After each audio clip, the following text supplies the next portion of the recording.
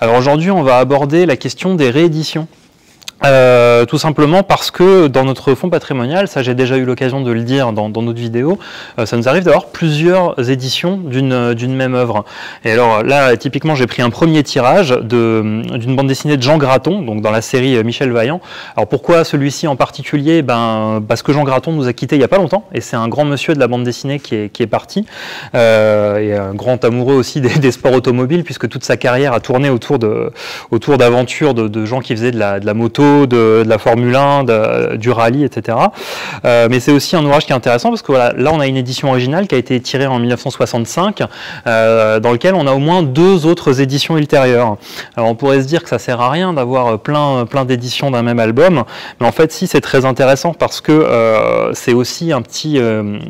monument d'histoire en fait d'avoir un album édité dans les années 60, parce que déjà on peut voir que les tranches à l'époque, vous voyez, elles étaient arrondies alors qu'aujourd'hui elles seraient plutôt carrées. On peut avoir plein d'informations si on ouvre l'album, déjà sur comment étaient faites les intérieurs, alors qu'aujourd'hui ce serait plus fait de la même manière. Rien que les tampons de la bibliothèque, moi, il nous donne plein d'informations parce que on voit quand ça a été édité, quand ça a été acquis par la bibliothèque, par quel imprimeur ça a été imprimé, puisqu'on a des mentions des différentes impressions.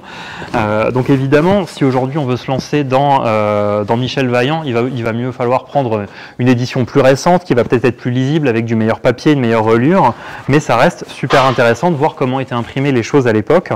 et de redécouvrir un petit peu l'objet tel qu'il a pu être dans les mains des enfants qui ont découvert, et des adultes d'ailleurs, qui ont découvert la série à l'époque. Donc voilà, c'est pour cette raison et pour d'autres qu'on essaye d'avoir plusieurs éditions d'un même ouvrage, et puis aussi pour qu'on garde en mémoire que la BD c'est maintenant 100 ans d'histoire, et c'est 100 ans d'histoire